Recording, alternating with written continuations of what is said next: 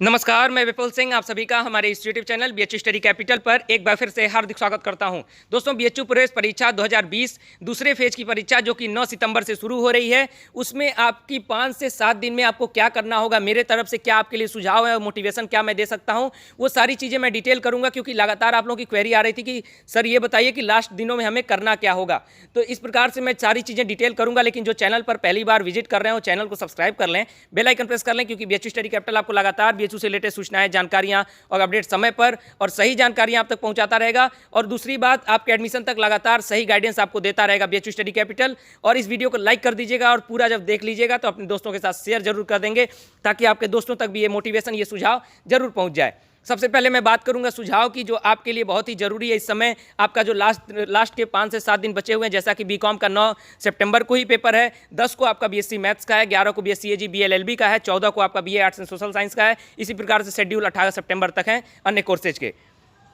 तो फिलहाल आपको करना क्या होगा, मेरे तरफ से सुझाव क्या है। सबसे पहला, आप ये गलती नहीं करेंगे कि आप नया टॉपिक पढ़ने चले जाएंगे, नई किताब को पढ़ने चले जाएंगे। सबसे दिक्कत यही होती है छात्रों की, जब लास्ट टाइम आता है तो पैनिक हो जाते हैं, सोचते हैं कि मेरा एंट्रेंस एग्जाम, किसी ने कहा कि भाई इस बुक में बहुत ही अच्छे अच्छे फार्मूले दिए हुए हैं और जो क्वेश्चन तुम 5 मिनट में सॉल्व कर रहे हो इस फार्मूले से 2 मिनट में कर लोगे। ठीक है भाई, उस बुक में बहुत अच्छे फार्मूले दिए होंगे, अपनी जगह रखो, उस फार्मूले को अब नहीं टच करना है। जब टच करना था, जिसने उस समय पढ़ लिया उसके लिए ठीक है। अब हमें जो हमने पढ़ा है उसी पर हमें विश्वास रखना होगा। अगर हम उस 2 मिनट वाले फार्मूले को लेकर के चले जाते हैं, उससे हम अगर 5 क्वेश्चन सॉल्व कर लेते हैं तो वो हमारा अगर 10 क्वेश्चन का नुकसान करता है, जो कि हमने पहले से अच्छे से पढ़ा हुआ है, उसे मैंने रिवाइज नहीं किया, उसकी वजह से मेरे 10 क्वेश्चन का नुकसान हुआ, उधर मैंने 2-4 क्वेश्चन सॉल्व किया।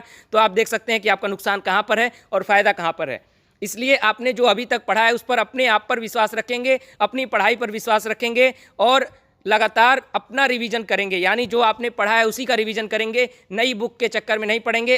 ठीक है, मेरा 10 क्वेश्चन गलत हो जाएगा, मैंने 10 क्वेश्चन का टॉपिक नहीं पढ़ा है, मतलब अगर मान लीजिए आपका पेपर 120 क्वेश्चन का है, उसमें से अगर 10 क्वेश्चन का आपने टॉपिक नहीं टच किया है अभी तक, तो मत टच कीजिए, छोड़ दीजिए। 110 क्वेश्चन आपको तैयार है ना, 110 क्वेश्चन का रिवीजन कीजिए। हमारा जरूरी क्या है, कट ऑफ क्लियर करना है हमें। तो अगर हम 110 क्वेश्चन अपना रिवाइज नहीं करते हैं और जो नया टॉपिक है जो कि सिर्फ 10 क्वेश्चन कवर करता है, उसके चक्कर में अगर चले जाते हैं कि जल्दी जल्दी उसको पढ़ लूं ताकि मेरा काम हो जाए, तो वहां पर आपका नुकसान होगा। आपका फायदा कहां पर होगा, फायदा होगा कि जो 110 क्वेश्चन आपने पढ़ा है आप सिर्फ उसी का रिवीजन कीजिए। यानी मेरा कुल मिलाकर कहने का मतलब है कि नया टॉपिक, नई किताब, इन सब के लालच में नहीं पढ़ेंगे और आप सिर्फ 110 क्वेश्चन जो भी आपने जितना पढ़ लिया है उसका रिवीजन करना, उस टॉपिक का रिवीजन करना, उसी बुक से रिवीजन करना जो आपको अच्छे से जाना पहचाना है, जिसे आपने पढ़ा हुआ है, जिससे आपको रिवीजन करना सरल होगा, आसान होगा। उसके बाद आपको प्रीवियस ईयर पेपर आप लोग लगातार देख ही रहे हैं, उसके माध्यम से आप समझ गए होंगे कि किस पार्ट से कितने क्वेश्चंस आते हैं, तो उसके अकॉर्डिंग आप अपनी पढ़ाई कर रहे होंगे। तीसरी चीज़, या तो प्रीवियस ईयर पेपर आप देखिए लगातार, उसे ही सॉल्व कर जाइए, या फिर टेस्ट सीरीज ले लीजिए कहीं ना कहीं से, वहाँ से आप प्रैक्टिस कर लीजिए। वैसे बहुत से लोग तो बीएचयू स्टडी कैपिटल की टेस्ट सीरीज से प्रैक्टिस कर रहे हैं और भी बहुत सी टेस्ट सीरीज होंगी आपके पास जिससे आप प्रैक्टिस कर रहे होंगे। तो जो प्रैक्टिस कर लिए उनके लिए अच्छी बात है, जो नहीं किए हैं वो प्रैक्टिस भी करते रहें, क्योंकि आप रिवीजन करो, उसके बाद प्रैक्टिस कर लो, इवेलुएट कर लो अपने आप को।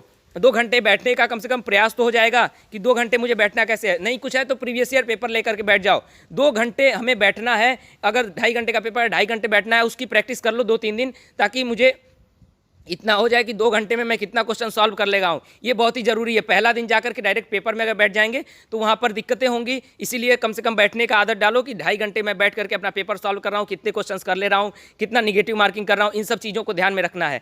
तो कुल मिलाकर मेरे तरफ से आपके लिए जो एक प्रकार से मैं मंत्र कहूँ, ये मेरे तरफ से यही है, नई टॉपिक के लिए नहीं जाना है, रिविजन करना है, प्रैक्टिस करना है। उसके बाद बात करूं, यहाँ पर आपको थोड़ा सा मोटिवेशन भी चाहिए होगा एंट्रेंस एग्जाम के लिए। तो एंट्रेंस एग्जाम के लिए आपके लिए मोटिवेशन आप खुद हैं, कोई नया आदमी आपका मोटिवेशन नहीं बन सकता। ऐसा नहीं है कि कोई बहुत बड़ा महापुरुष है तो वो आपका इस समय मोटिवेशन बनेगा। मोटिवेशन इस समय आपका कौन है, आप खुद हो। अगर आप में बिलीव है, अपने आप में कॉन्फिडेंस है, अपने आप पर आपको कॉन्फिडेंस है, तो आप आराम से एंट्रेंस एग्जाम क्लियर कर लोगे। आपकी एक सीट फिक्स है बीएचयू में। ऐसा क्यों मैं सोचूं कि मेरा एंट्रेंस एग्जाम नहीं होगा, मैं कट ऑफ क्लियर नहीं कर पाऊंगा।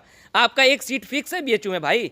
अगर आपने तैयारी की है आप रिवीजन कर रहे हो, आप प्रैक्टिस करोगे, एंट्रेंस एग्जाम के दिन अच्छे से अपना पेपर दोगे तो आपका एक सीट फिक्स है। अपने आप पर कॉन्फिडेंस रखो, अपने आप पर विश्वास रखो और गलतियां हमें नहीं करना है, गलती से बचना है। और जितना अपने आप पर आता है, ओवर कॉन्फिडेंट नहीं होना है, लेकिन कॉन्फिडेंट रहना बहुत ही जरूरी है।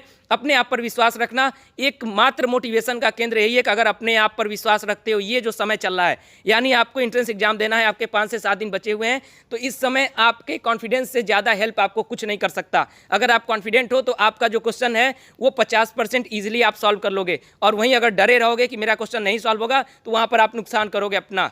इसलिए अगर कॉन्फिडेंट रहोगे तो बड़े ही आसानी से पॉजिटिव माइंडसेट के साथ और बहुत ही रिलैक्स रहना है। रिलैक्स पेपर के दिन की मैं बात कर रहा हूँ, पेपर के दिन आपको रिलैक्स रहना है, एकदम फ्रेश माइंड से अपना एग्जाम देना है। और फिलहाल अभी से स्टार्ट करते हुए पेपर तक अपने आप को कॉन्फिडेंट बनाए रखना है। और आपकी एक सीट फिक्स है बीएचयू में। जो भी ये वीडियो देख रहे हैं, आप बस ये मान करके चलो कि आपकी एक सीट फिक्स है बीएचयू में और आपका एडमिशन पक्का होगा। फिलहाल बीएचयू स्टडी कैपिटल की तरफ से ये सुझाव, ये मोटिवेशन आपके लिए था। इस वीडियो को लाइक जरूर कर देना, अपने दोस्तों के साथ ज़्यादा से ज़्यादा शेयर जरूर कर देना। और अगर फिर से आपको मोटिवेशन में कमी लगे तो एक बार फिर से इस वीडियो को देख लेना। और हमेशा कॉन्फिडेंट रहना है, इस बात को ध्यान रखना है हमें। Confident, be confident, be confident, be confident. बहुत बहुत धन्यवाद।